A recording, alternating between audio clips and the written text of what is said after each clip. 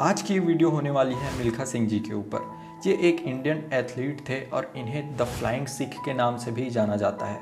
इस वीडियो में हम इनकी लाइफ के बारे में जानेंगे। सो चलिए जानते हैं इनके बारे में। इनके डेट ऑफ बर्थ को लेकर अलग अलग जगहों में अलग अलग डेट्स बताई जाती है। कहीं पर इनका डेट ऑफ बर्थ 1929 बताया जाता है तो कहीं पर 1930 बताया जाता है। लेकिन एक इंटरव्यू के दौरान उन्होंने बताया कि उनका डेट ऑफ बर्थ 20 नवंबर 1932 है। इनका जन्म पंजाब में एक सिख राठौर परिवार में लालायपुर में हुआ था, जो अब पाकिस्तान में है। और इनके माता पिता के कुल 15 संतान थे, जिनमें से ये भी एक हैं। इनके कुछ भाई बहन बचपन में ही गुजर गए। इनका जन्म हमारे देश के विभाजन से पहले हुआ था, लेकिन जब बाद में हमारे देश का विभाजन हुआ तो बहुत सारे दंगे फसाद हुए, जिसमें इनके माता पिता और भाई बहन सभी मारे गए, लेकिन इनकी जान बच गई। फिर ये कैसे भी करके बचते बचाते ट्रेन से इंडिया पहुंच गए और अपने भयानक अतीत को देखते हुए उन्होंने फैसला किया कि अब वो अपनी जिंदगी में कुछ बड़ा अचीव करेंगे। फिर जब वो ट्रेन से दिल्ली पहुंचे तो कुछ दिनों तक अपने शादीशुदा बहन के साथ रहे। फिर कुछ समय तक शरणार्थी शिविरों में रहे, लेकिन अपने साथ हुए उस भयानक हादसे को वो भूल नहीं पा रहे थे और उस घटना ने उनके दिमाग पर एक गहरा प्रभाव डाला था। फिर अपने भाई मलखान के कहने पर उन्होंने फैसला किया कि वो अब आर्मी में भर्ती होंगे और उन्होंने आर्मी भर्ती के लिए कोशिश की, लेकिन वो फेल हो गए।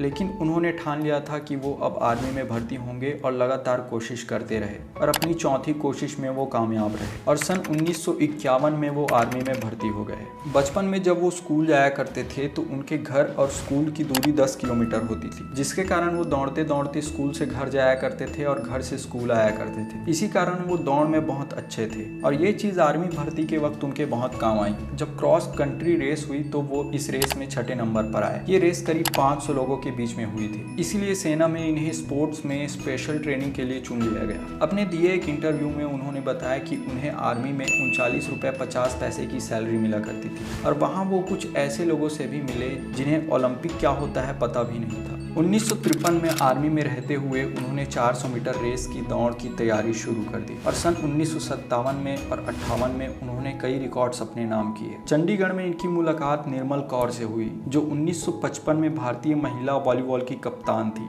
और वहीं से दोनों में नज़दीकियाँ बढ़ी और दोनों एक दूसरे को पसंद करने लगे। फिर सन 1962 में दोनों ने शादी कर ली। शादी के बाद इनके 4 बच्चे भी हुए, जिसमें से 3 बेटी हैं और 1 बेटा है। ये तो रही इनकी पर्सनल लाइफ के बारे में। अब जानते हैं इनके स्पोर्ट्स लाइफ के बारे में। इन्होंने सेना में रहकर 200 और 400 मीटर रेस के लिए कड़ी मेहनत की और 200 और 400 मीटर की रेस में बहुत सारे रेस को इन्होंने जीता। इन्होंने सन 1956 के मेलबर्न ओलंपिक गेम्स में 200 और 400 मीटर की रेस में इंडिया को रिप्रेजेंट किया, पर कुछ रीजंस के चलते ये नहीं जीत पाए, जिस बात का दुख इन्हें आज भी है। साल 1958 में कटक में आयोजित इंटरनेशनल गेम्स में 200 मीटर और 400 मीटर की रेस में इन्होंने गोल्ड मेडल जीता और देश का कीर्तिमान बढ़ाया। और इसी साल इन्हें एक और सफलता मिली जब इन्होंने ब्रिटिश राष्ट्रमंडल खेलों में 400 मीटर की रेस में गोल्ड मेडल जीता। जब उन्होंने ये रेस जीता तब वो स्वतंत्र भारत की ओर से गोल्ड मेडल जीतने वाले पहले खिलाड़ी बने। साल 1958 के एशियाई खेलों में इनके बेहतरीन प्रदर्शन के बाद इन्हें प्रमोशन देकर सम्मानित किया गया। बाद में उन्हें पंजाब के शिक्षा विभाग में खेल निर्देशक के पद पर नियुक्त किया गया। फिर उन्होंने पंजाब के जालंधर में एक स्पोर्ट्स स्कूल खोला, जहां से बहुत सारे महान एथलीट्स निकले हैं और इसी पद पर मिल्खा सिंह साल 1998 में रिटायर हुए।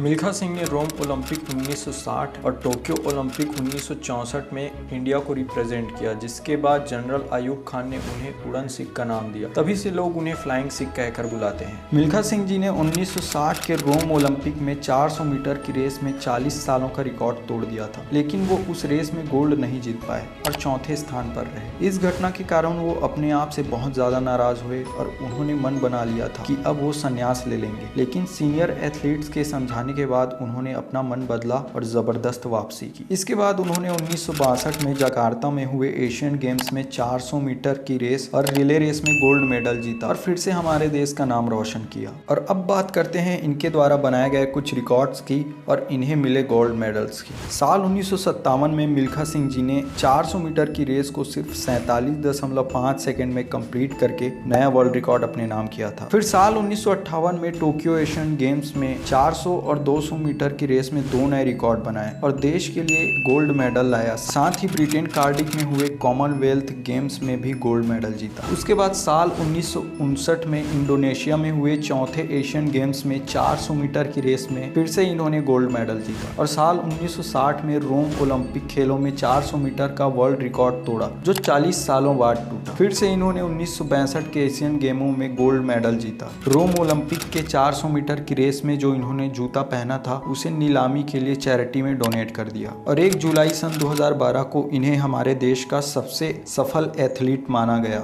जिन्होंने ओलंपिक गेम्स में लगभग 20 मेडल अपने नाम किए, जो अपने आप में ही एक रिकॉर्ड है। मिल्खा सिंह जी ने अपने जीते सभी मेडल्स को देश के नाम कर दिया। पहले उनके मेडल्स को जवाहरलाल नेहरू म्यूजियम में रखा गया था, बाद में उन्हें पटियाला के म्यूजियम में ट्रांसफर कर दिया गया। इन्हें अपने जबरदस्त काम और देश का नाम ऊंचा करने के लिए सन 2005 में पद्मश्री का अवार्ड भी दिया गया। उनकी जिंदगी से जुड़ी कुछ खास बातें हैं जो आपको जरूर जाननी चाहिए। जब ये आर्मी में थे तो दूसरे लोग जब आराम कर रहे होते थे तब ये ट्रेन के साथ अपनी दौड़ लगाते थे, और कई बार प्रैक्टिस करते करते इनके शरीर से खून निकलने लगता था, और तो और इन्हें सांस लेने में भी दिक्कत होने लगती थी। फिर भी ये नहीं रुकते थे और लगातार प्रैक्टिस करते रहते थे, क्योंकि इनका मानना था कि कोई भी इंसान प्रैक्टिस से ही बेहतर बनता है। इन्होंने अपनी बेटी सोनिया के साथ मिलकर अपनी जर्नी पर एक बुक भी लिखी है, जिसका टाइटल है the race of my life, जो 2013 में पब्लिश हुई। बाद में इसी से प्रभावित होकर इनके ऊपर एक मूवी भी बनी, जिसका टाइटल है भाग मिल्खा भाग, जो 2013 में रिलीज हुई और लोगों ने इसे काफी ज्यादा पसंद भी किया। मिल्खा सिंह जी ने डायरेक्टर को अपनी स्टोरी सिर्फ ₹1 में ही बेच दी,